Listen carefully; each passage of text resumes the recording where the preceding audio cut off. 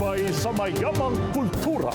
Ito po, ginawa namin, buuhin namin ng buong Pilipinas, yung 110 tribes. Bawat tribo, pinupuntahan namin at saka yung leaders nila, nag-iisa sila na ako ang tinuturo na maging king ng buong Pilipinas.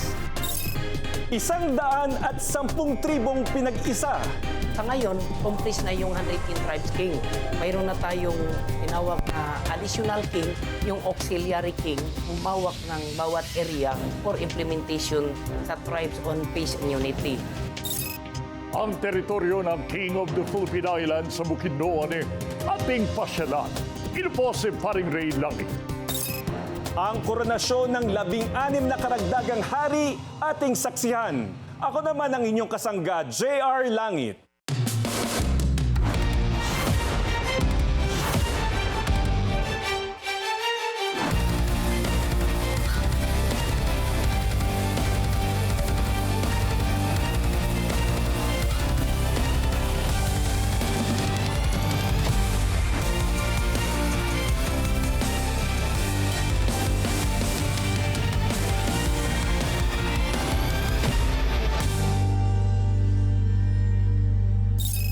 Sa Manolo Fortich, Bukidnon, sa teritoryo ni King Kulubani, ating nasaksiyan ang coronation ng mga hari.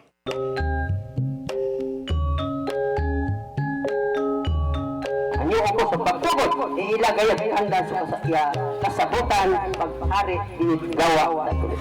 Ang mga auxiliary kings ang magsisilbing leader ng mga tribo sa iba't ibang panig ng bansa na kabilang sa 110 tribes. Ganyan talaga yung ginawa namin. Parang wala ng gulo ng bawat teritoryo kasi mayroon kaming leadership management, mayroon kaming protocols, mayroon kaming guidelines from the generation down to this day. Pinapag-guide namin lahat ng buong tribo. So kailangan mayroon tayong batas na sundin. Pagkatapos mayroon kaming guidance for support peace and order, peace and unity among whole the Philippines and the one archipelago, the 7 continent. Ito po ay yung binigay namin na guidelines or rules, parang tribo po. Si King Kulubani, ang hari ng Philippine Territory, makatutulong siya sa pakikipaglaban sa kanilang mga karapatan at mga auxiliary kings. Bilang leader po ng 110 tribes, paano niyo po sinusolusyonan yung mga problemang inyong kinakaharap? Sa amin ngayon, sir, ang mabigat na sinusubok namin itong paggawa ng peace and order kasi ngayon pa lang nalaman natin nandyan pa tayo sa martial law. Paano ang peace and order natin? Paano ang peace and unity?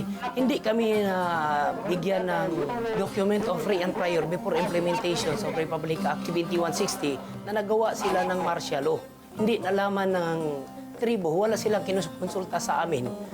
Sa loob ng mahabang panahon, ipinaglaban ni King Kulubani ang pagpapatupad ng matagal ng batas at kumikilala sa mga karapatan at pag-aari ng mga katutubo sa bansa.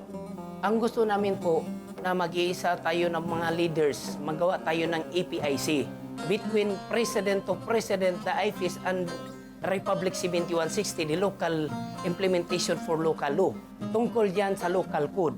Kami po ay nandyan sa Republic Act 8371, the self-governance and empowerment intended for the tribes only, from the generation down to the generation.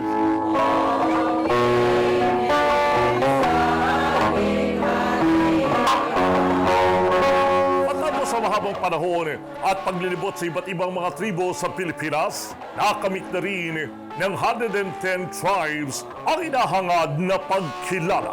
Mayroon na tayong recognitions o buong Pilipinas.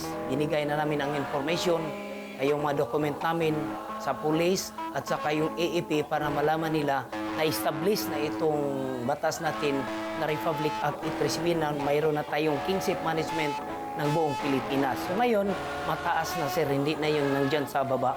Kasi hindi na tayo ngayon indigenous. Kailangan natin tumayo ng bilang rights ng buong Pilipinas kasi po mayroon ng mataas na leader magawa ng paraan para yung mga indigenous natin papataas na ngayon kasi nandyan na tayo magbigay ng impormasyon ng buong Pilipinas. Si Datuk Gusgang Manggal ang kinuronahang auxiliary king para sa Lapu-Lapu City, Cebu. Isa niya ang kanilang pinagtutulungan sa 110 tribes na makabitan tunay na kapayapaan at kayusan para umunlad naman ang mga katutubo.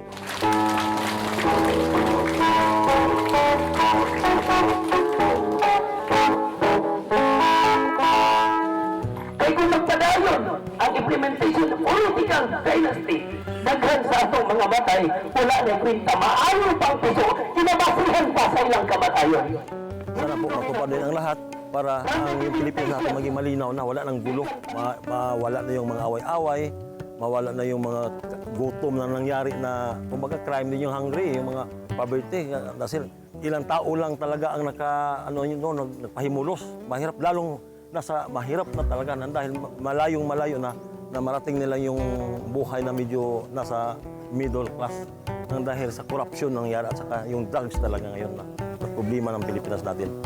Si Majesty Queen Angel Espaltero, isa sa mga asawa ni King Kuluban, ay nagiging emosyonal kapag naalala niya mga sakripisyo at hirap nila sa pagpaglaban sa kanilang karapatan bilang mga katutubo.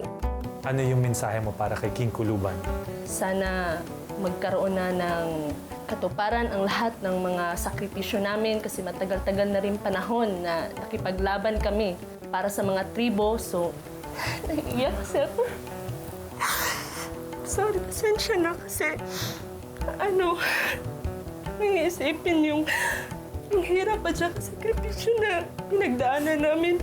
Walang makakapagsukat sa sakripisyo at saka kung gano'ng kataas ang pinagdaanan namin. May sakatuparan lang ang batas na nakamisyon sa kanya. Kasi hindi po natural na tao ang nagbibigay sa kanya ng diktasyon kundi po mula sa itaas. Kaya nga si King Kuluban, kung naka-speech siya, hindi siya natatakot, nakalakas ang boses niya kasi nga alam niya ang pinaglalaban niya. 16 na datu mula sa iba't ibang tribo sa Philippine Islands ang kinoronahan bilang auxiliary kings ng 110 tribes.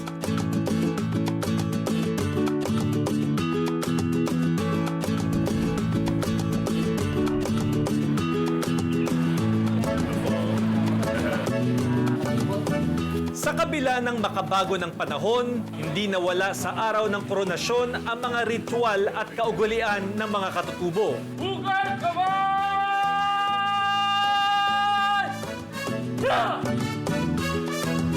Nagsimula ang koronasyon sa formation ng Royal Guard.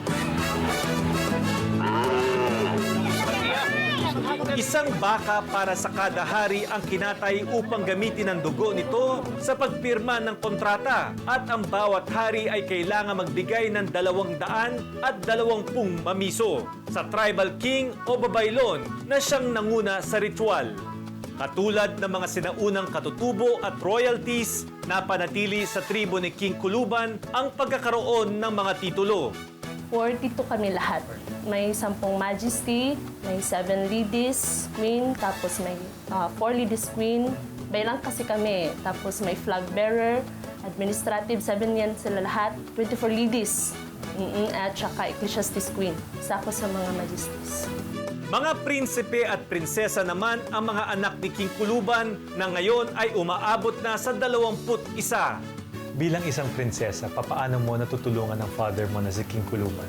Siyempre po, yung sa una, yung masarap sa pakiramdam, mataas yung posisyon mo, mataas yung level mo, hindi ka tulad ng mga ordinaryong tao. Pero yun nga, may mabigat na tungkulin naman sa likod. Pero ayun, kinakaya naman, kaya suporta din kasi sa ama ko naman yan, para din sa Pilipinas, para sa karamihan, hindi naman yan para lang sa pamilya namin o sa sarili ko lang.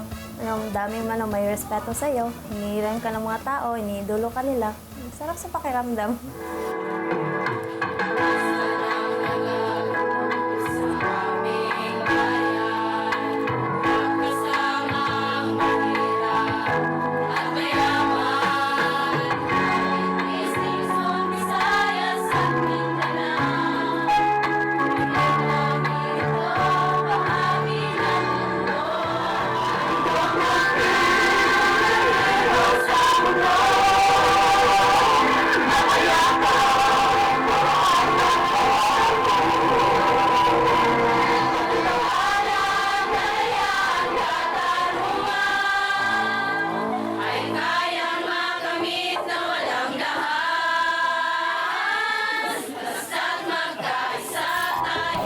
kultura ng Kaulerane, napakagandang tignan na marami ring mga lumang kaugalian, lalo na sa mga katutubong nananatili rito.